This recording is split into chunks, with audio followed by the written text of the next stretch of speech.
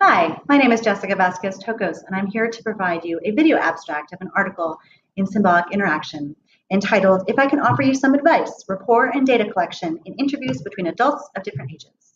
The point of the article is to consider how interviewees responded to the interviewers, in this case my perceived age, in combination with other social identity characteristics. The method is a reflexive analysis of myself in interaction with 150 adult participants ranging in age from 21 to 88 years old.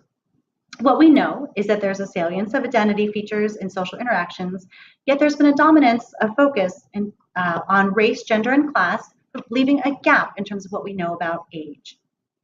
There's also a gap concerning what we know about adult researchers studying adult participants. My intervention, then, is to fill that gap as well as to put in conversation symbolic interaction, intersectionality, and reflexivity.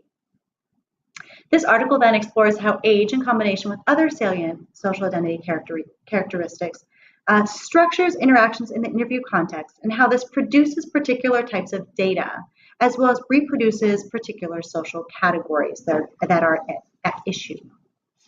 To provide an overview, I'm going to argue that age intersected with gender, such that women approximately within 10 years of my age at the time were especially communicative.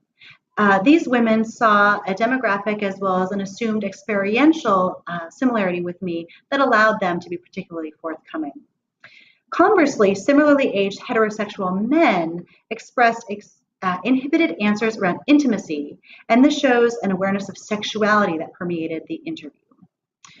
Older men and women struck an instructional tone with me, yet there was a difference there too. For older women, a gender similarity bridged the age chasm such that they could instruct me about what it was like to be a woman in earlier eras.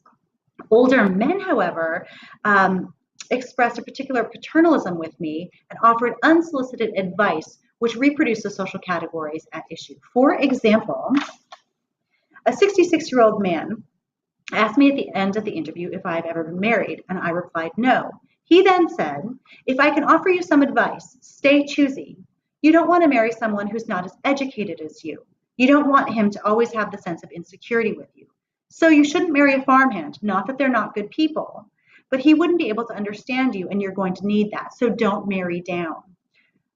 You don't want to put that insecurity in someone. So it's good to be choosy, but not too choosy."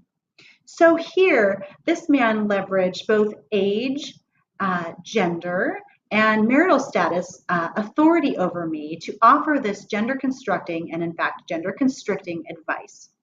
It was because in part of our age difference that I was subordinated to him to receive this advice. I cannot imagine him offering the same advice to an older woman or in fact likely to a man either.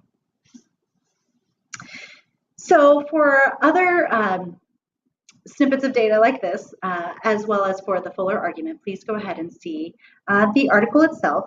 And bear in mind that this article will be useful in theory classes on symbolic interactionism, as well as in discussions on micro-level doing age, doing gender, and performing race, as well as discussions of intersectionality that want for a deeper discussion of the often overlooked dimension of age. The article will also be good for methodology classes and as an example of how to engage in both rapport building as well as reflexivity. Thank you.